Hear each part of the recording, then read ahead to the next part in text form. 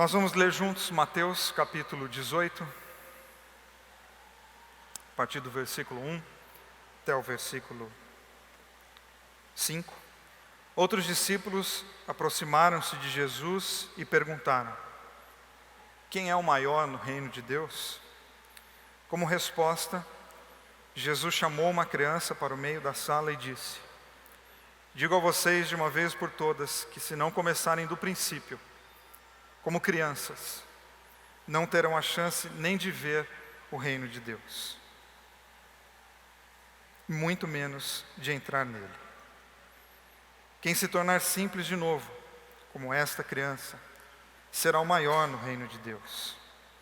Além disso, quando vocês recebem os que se fizeram crianças por minha causa, é como se estivessem recebendo a mim. Amém. Jesus é o rosto de Deus. Sua encarnação, a encarnação de Jesus, o fato de Jesus se tornar gente como nós, foi o início de uma repintura da imagem de Deus. Porque a ideia que os homens, as mulheres, a humanidade tinha de Deus era estranha ao próprio Deus. Jesus é esse recomeço, essa repintura, é a possibilidade de ver Deus de fato como Ele é. O rosto de Deus pintado pela religião naquela época, e acredito que em muitos lugares ainda hoje, é estranho. É diferente daquilo que a gente encontra na Bíblia. Eu vejo tantas ideias, às vezes até músicas e pregações falando de um Deus tão irado, tão vingativo, tão insatisfeito, que aí eu leio a parábola do filho pródigo de Jesus contando como que é a relação do pai com aquele filho, e a parábola do filho pródigo nada mais é do que a sua história com Deus. Eu fico pensando, cadê o vingador, sendo que ele é o pai que está de braços abertos nos esperando das nossas bobagens? Jesus é a possibilidade para você que já errou e que já fracassou de se refazer na vida, de se reconstruir como mulher, de se refazer como homem. O que você precisa encontrar no seu coração, abrir espaço na sua vida, um lugar para Jesus, porque Ele precisa nascer de novo dentro de você, porque talvez no decorrer da vida, no decorrer da história, a imagem, as faces de Deus que você absorveu por N razões, são estranhas ao próprio Deus. Jesus veio, encarnou, nasceu e incomodou muita gente. E o incômodo é muito importante. Eu espero que você fique incomodado aqui hoje de manhã também, porque através dos nossos incômodos é que a gente vai atrás de mudança na vida. A vida a gente precisa de incômodo, precisa de conflito, precisa de insatisfação. As pessoas satisfeitas não mudam, não saem do lugar. As pessoas acomodadas tendem a ficar fazendo a mesma coisa para todo sempre. Os incomodados se mexem e vão atrás de algo novo. Por isso Jesus veio e incomodou muita gente, para que as pessoas saíssem das suas zonas de conforto, saíssem dos seus lugares já tão acostumados, mas também tão abafados, e fossem atrás de um novo ar, de um novo oxigênio, de uma nova maneira de perceber, de entender a vida. E Jesus contrapôs as ideias, nasceu numa manjedoura e derrubou assim a lógica do Deus ostentação. Jesus viveu pobre e derrubou assim a ideia do Deus da prosperidade. Jesus chorou para derrubar a ideia de que na vida você tem que ser feliz o tempo todo. Jesus sofreu para derrubar a ideia de que a vida só é feita com vitórias. Jesus morreu para eliminar de uma vez por todas essa ideia de que Ele é o Deus que elimina pessoas. Ele preferiu ser lembrado como Deus que dá a sua própria vida para que nós tenhamos vida e vida em abundância. Jesus vai derrubando conceitos e ideias exatamente para que a gente tenha a possibilidade de viver a uma coisa nova. E o texto que nós lemos, ele revela alguma coisa que tem muito a ver com a sua e com a minha vida hoje, que é imagem, que é a aparência, que é poder, que é a autoridade e quem é o maior. Porque a pergunta dos discípulos para Jesus é no mínimo interessante, porque eles estão numa sala conversando com Jesus e em um determinado momento um deles pergunta: Senhor, quem é o maior no reino dos céus? E obviamente que a expectativa de todos ali na sala fosse que Jesus olhasse para um deles e falasse: você, camarada, tu é o cara. Você, aliás, eu estava para te dizer isso. Estava sem oportunidade, mas eu queria dizer, você é a pessoa mais especial do reino de Deus. Estão ali os doutores, os mestres, os pastores, os rabinos, as pessoas ditas como as mais sábias, as mais inteligentes, que conhecem a lei. E Jesus está ali no meio da sala, ele pega uma criancinha e diz, vem cá. E a criancinha já pede licença, sobe no colo, Jesus olha e diz, olha, no momento em que vocês forem como ela, aí a possibilidade do reino acontecer na vida de vocês se inicia. Porque de acordo com a sede que vocês têm hoje, de quem é o maior e é o melhor, pode saber, vocês estão bem longe do reino. A busca de vocês, ela já é totalmente contraditória ao reino, porque no reino não tem poder, autoridade, no reino não tem ostentação, no reino não tem essa soberba, esse orgulho de vocês. E Jesus chama uma criança, e ao chamar uma criança, ele mexe com as nossas estruturas. Porque mexe com a maneira como a gente está organizando a nossa vida, mexe com as nossas sedes, mexe com a nossa busca, mexe com os seus projetos de vida para o ano que vem. Você já parou para pensar se os seus projetos de vida para o ano que vem, eles são a busca da simplicidade ou do poder, da ostentação? Quanto que isso vai custar ao teu emocional? Quanto que isso vai custar à tua família? Há uma tradição que diz que uma das coisas mais sérias que Deus já fez foi se tornar uma criança. Uma das mais sérias, uma das mais loucas, uma das mais malucas ideias que Deus já fez. Se tornar uma criança. E quando Jesus se torna um adulto, ele volta e diz, se torne uma criança. E a gente só precisa tomar cuidado, porque não é para você ser infantil. É para você ser como uma criança. Existe um abismo entre ser como criança e ser uma pessoa infantilizada. Porque ao ser como uma criança, Jesus está falando de saber valorizar algumas coisas da vida que na vida adulta nós perdemos. E eu quero pensar com você em algumas delas. A primeira que eu quero pensar é convidar você a diminuir a importância do dia de ontem. Ou pode trocar dia de ontem por passado. Qual é a importância do teu passado na tua vida?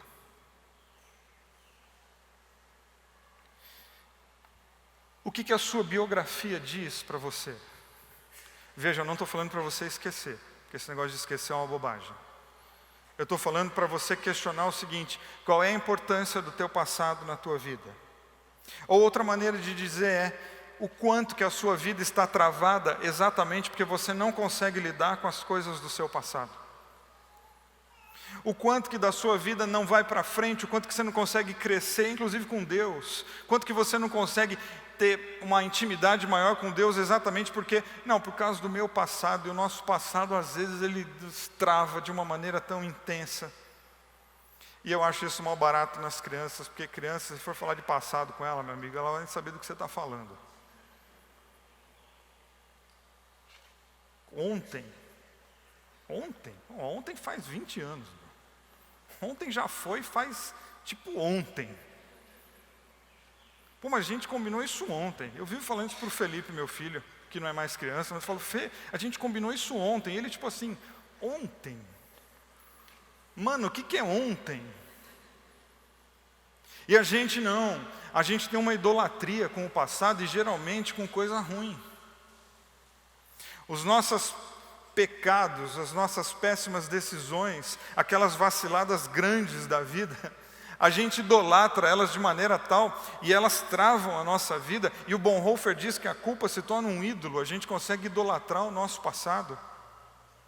E aí a gente lê Paulo dizendo, olha, se alguém está em Cristo, é nova criatura, as coisas velhas se passaram e eis que tudo se fez novo. E a gente lê, a gente fica feliz, tem música baseada nessa letra, e em Cristo tudo pode ser novo, e a gente fica completamente feliz. Só que quando a gente vai para a vida mesmo, o versículo torna-se alguma coisa que a gente lembra, ou alguma música que eu conheço, algum conceito que de alguma maneira permeia a minha vida, e vira e mexe eu lembro disso, mas quando eu paro para pensar na vida mesmo, o grau de intensidade do meu passado é altíssimo, e eu não consigo lidar com o presente exatamente, porque eu ainda não consegui me libertar do meu passado. E talvez pelo esforço tolo que nós temos de esquecer o passado, e o passado não se esquece, o passado você lida com ele, diminuindo a intensidade dele no seu dia de hoje. Então, o que Paulo está dizendo quando diz se alguém está em Cristo, é nova criatura? Ele está dizendo o seguinte: olha, você está liberado. Você está livre para viver uma vida diferente da que você está vivendo hoje. E aí você vem como o advogado contrário, dizendo, não, mas é porque eu fiz isso, não, mas é porque eu fiz aquilo. Não, mas é que meu ano de 2018 é um caos. E Paulo está dizendo, então, você está espiritualmente liberado para tocar a tua vida para frente. Eu não sei se você lembra quando você ficava de castigo quando era criança. Vocês lembram ou não? Pô, eu lembro, meu. E era mó barato, porque assim, eu achava injusto, de verdade, eu achava minha mãe muito injusta. Hoje eu não acho mais, mas na época eu achava. E quando ela falava assim, o seu castigo acabou.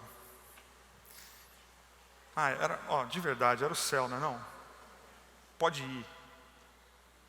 E quando você põe uma criança de castigo ali para pensar, pensa em castigo, não aquele castigo horroroso do passado. Castigo, pensa aqui um pouquinho, você vai ficar pensando, não sei o quê. Quando você abre a porta para ela e fala, olha, pode ir, o que a criança faz? Não, mas eu estou aqui numa crise existencial, mãe, porque eu não fiz, e eu, enquanto ser de mim mesmo, sujeito da minha própria história e o passado, a criança abre a porta e decola voo. Por quê? Porque tem um crime? Teve uma punição? Teve, e agora? Agora está liberado, o que ela faz? Vai viver. Porque não ir viver significa o seguinte, tua mãe te tirou do castigo, você não, você continua nele. Não viver alguma coisa nova significa que Deus já te liberou, você não. E você está dizendo que você é mais importante e tem mais autoridade, inclusive, do que o próprio Deus, que está dizendo, não, as coisas são feitas novas, você precisa viver alguma coisa diferente. Fala a verdade, nós somos muito estranhos. Fala sério, vai ano, volta ano, e ano novo, e a gente é muito louco. Porque por vezes somos escravos de nós mesmos. E o passado tem valor quando ele é usado como referência e não como condenação. Em Cristo tudo se faz novo. Lembra das coisas que você fez. Lembre também do porquê você fez o que você fez. É um exercício chato, mas super importante. Que é o que te levou a fazer o que você fez. Não fuja dessa responsabilidade. Mas toca a tua vida para frente. Porque lá na frente, porque o amanhã, ele pode ser um amanhã maravilhoso, mas o seu amanhã, ele é completamente prisioneiro do seu dia de hoje. Ou seja, o meu dia de hoje não pode ser prisioneiro dos meus erros do passado. Eu preciso aprender a me perdoar. E talvez esse seja o ponto mais importante, você consegue se perdoar. Você consegue se olhar no espelho e dizer, você está perdoado. E a gente não consegue, porque parece que nós somos arrogantes, né? Pô, quem sou eu para perdoar a mim mesmo? Você é você. Você é a pessoa mais importante que você tem, que é você. E se você não se perdoar, meu amigo, o mundo inteiro pode te perdoar, você vai continuar com a tua vida presa exatamente naquilo que você fez. E as crianças nos ensinam o auto-perdão. As crianças nos ensinam que uma hora que a porta está aberta, a gente tem que passar por ela e viver alguma coisa diferente.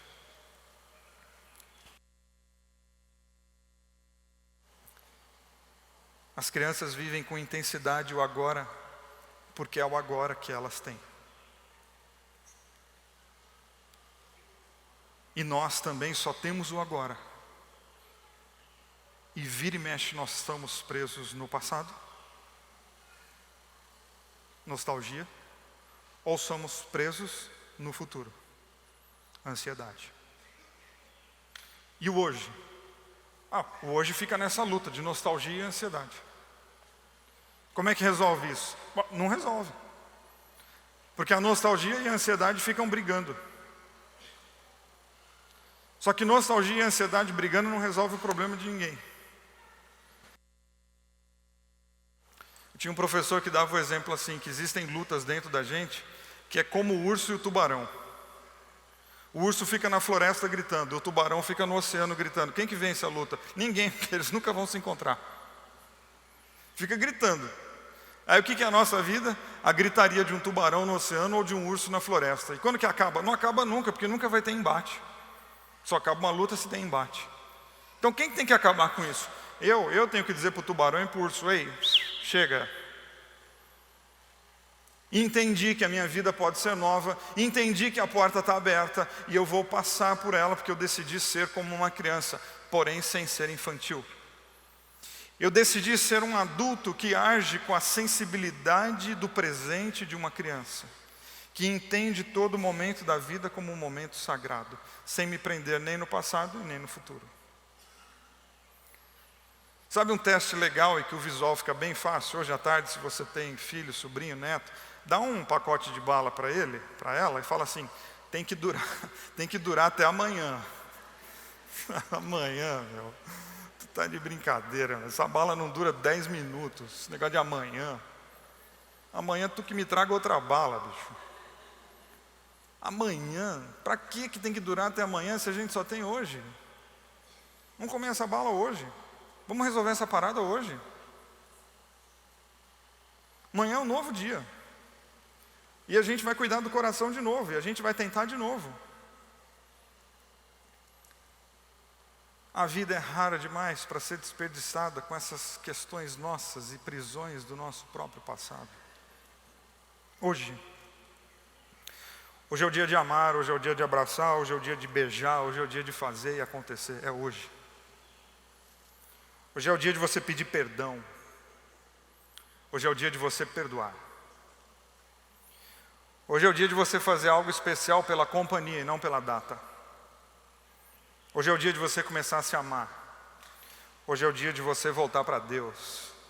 Hoje é o dia em que as coisas velhas podem ficar para trás e em Cristo tudo pode ser feito novo. Não precisa ser amanhã, pode ser hoje, graças a Deus.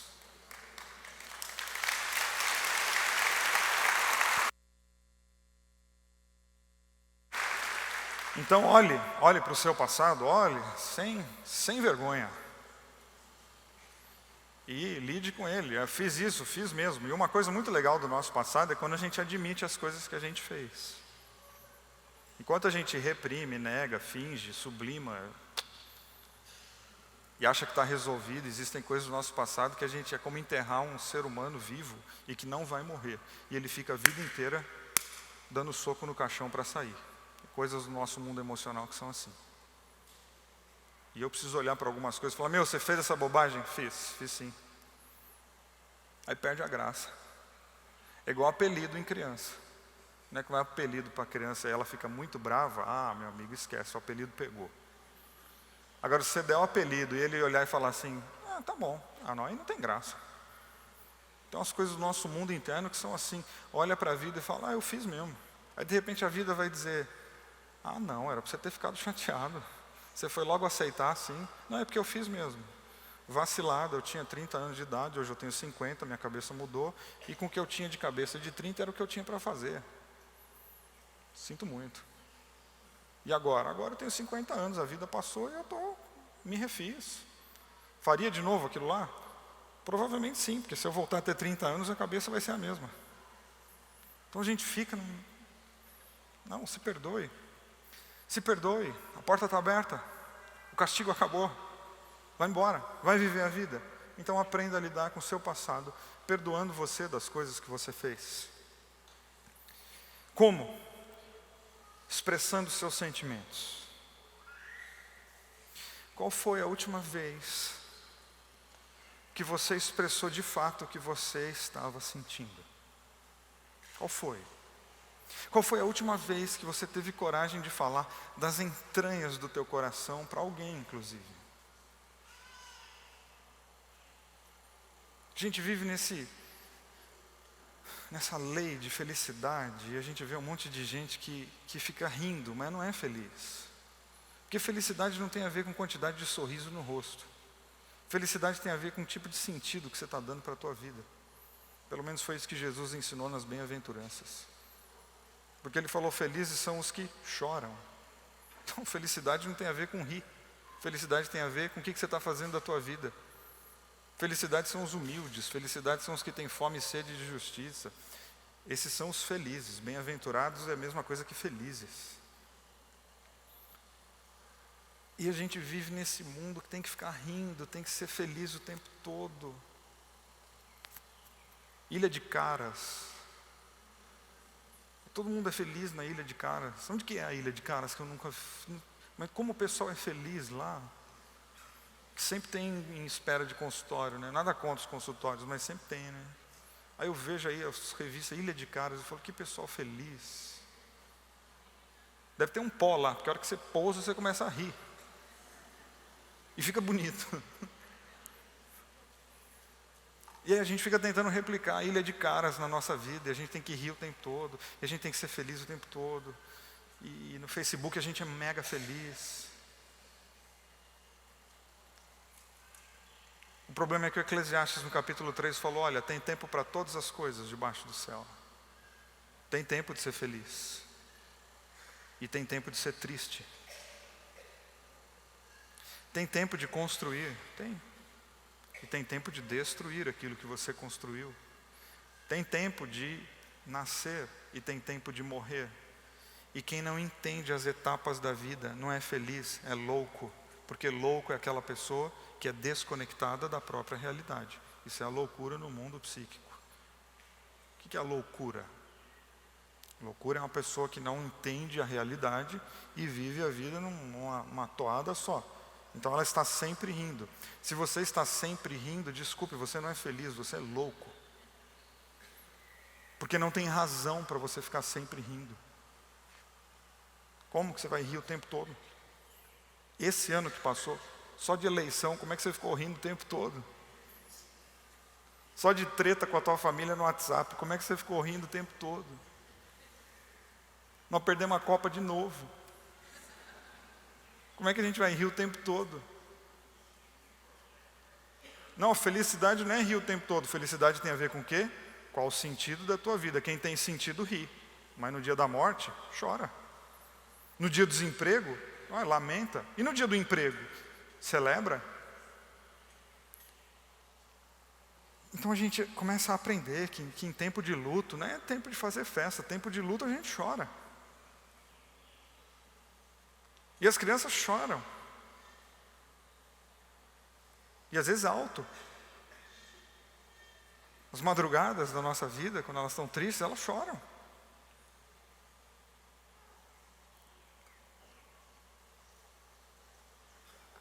Existem algumas situações da nossa vida que a gente tem que se banhar com as nossas lágrimas, porque elas é que lavam a nossa dor. Minha mãe tinha uma teoria que tudo resolvia com banho. Quebrou o dente, toma banho. Quebrou o braço, toma banho. Banho e Novalgina. Está triste, banho. Banho, meia hora de banho, você sai de lá uma nova criatura. E eu acho, eu nem sei se funciona, mas lá na minha casa hoje também. Vai, pai, toma banho. Toma banho que de repente passa. Mas existe um banho emocional que ele tem que ser promovido pelas tuas lágrimas, não pelo teu chuveiro. Pô, tem que chorar. Se choro faz parte aqui do sistema, use. Usa, chora. Mas não de ficar segurando o choro, você vai explodir.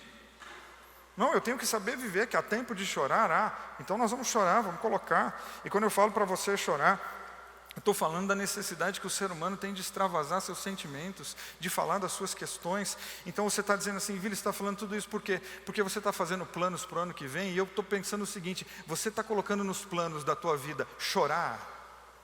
Você precisa pôr. Você está colocando nos planos da tua vida aprender a falar, porque você precisa pôr. Para o ano que vem você tem que colocar o planinho lá, saber lidar com 2018, porque ele vai ser passado. Os nossos planos são pragmáticos, são financeiros. É grana, ganhar, comprar, adquirir e ter. E a gente acha que quanto mais a gente comprar, mais a gente vai ser. Não, quanto mais comprar, você vai ter. E Jesus não falou que é para a gente ter, Ele falou que é para a gente ser como a criança. Tem a ver com o teu estado interno e não com aquilo que você tem. E os nossos planos são listinhas de compra em loja. E Ele está dizendo, para, porque você pode comprar o que você quiser, enquanto você não souber lidar com o teu passado, enquanto você não souber expressar seus sentimentos, você pode comprar o que você quiser, tua vida vai ser vazia. Você não vai ter sentido para acordar, e 2019 vai ficar chato rapidinho. Maturidade emocional é você saber ler o teu momento e viver aquilo que o teu mundo interno aqui está te pedindo. E tem gente que está precisando falar. Mas se eu falar aí vão saber, né? Não, essa é a ideia. É essa a ideia. Que as pessoas saibam. E que você tenha alguém que saiba da sua dor para te ajudar a lidar com ela.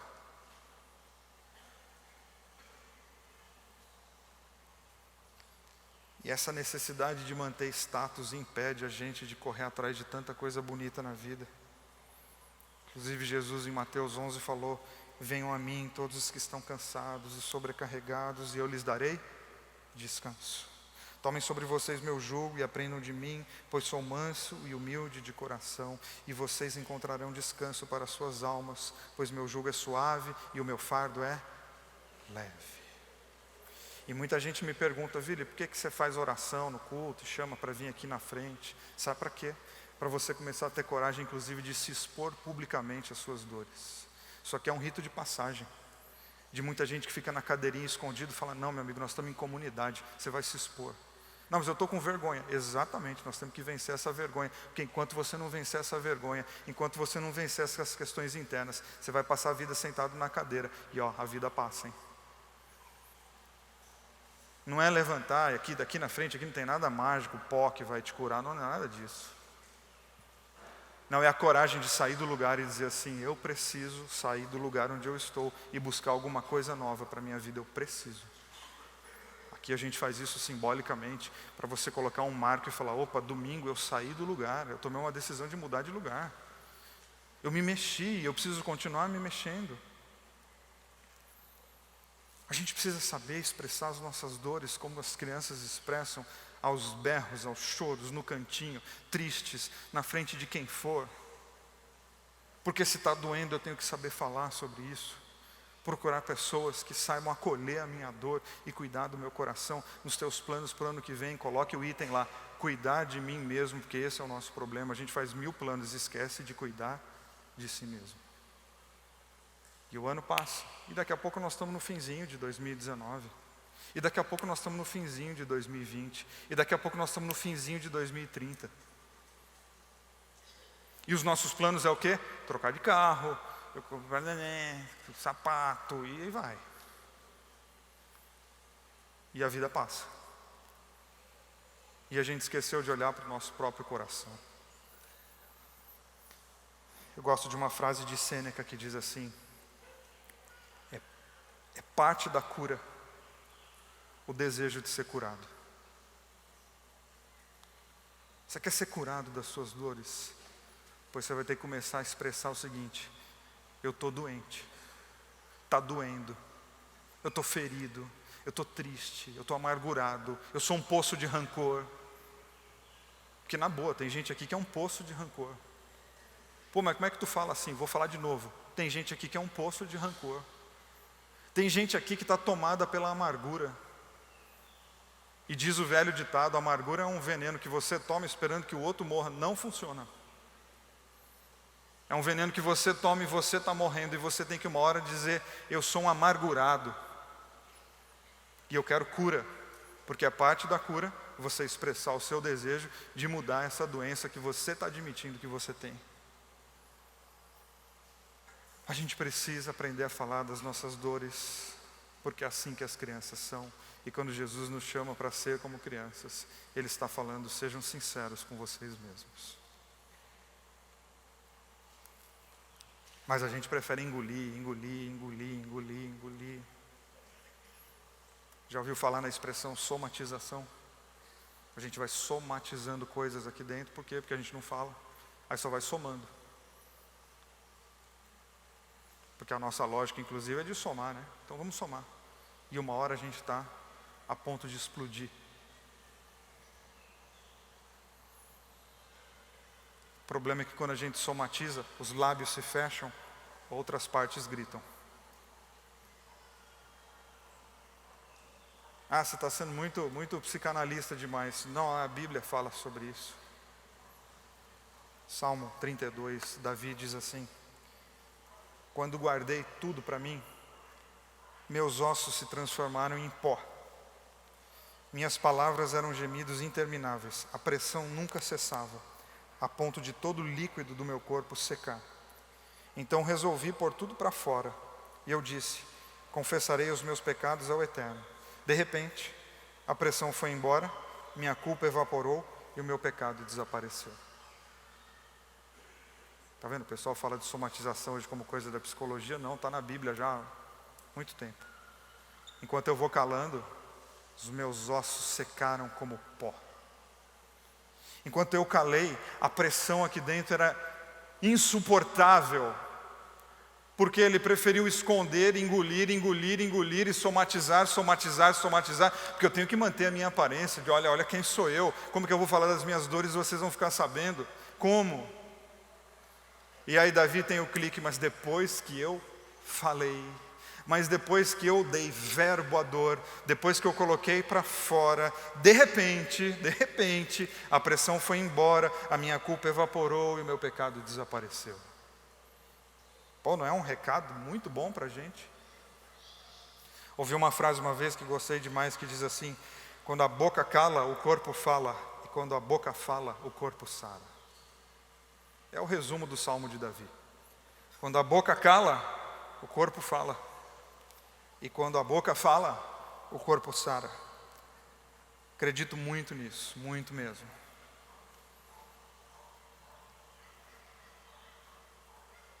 Só por favor, não vá falar das suas dores no Facebook. Facebook é rede social, não é nem terapia, nem divã e nem igreja. Aliás, fale cada vez menos nas redes sociais. A vida no reino não é fácil, mas a vida no reino é simples. Por isso que o reino de Deus é para todos, não tem distinção, não tem eleito. O reino de Deus é para todos. E quando Jesus fala que é para sermos como criança, Ele está dizendo que não é que é fácil, mas Ele está dizendo que é simples, é possível a todos nós. Você não consegue falar das suas dores? É fácil? Não, mas é simples.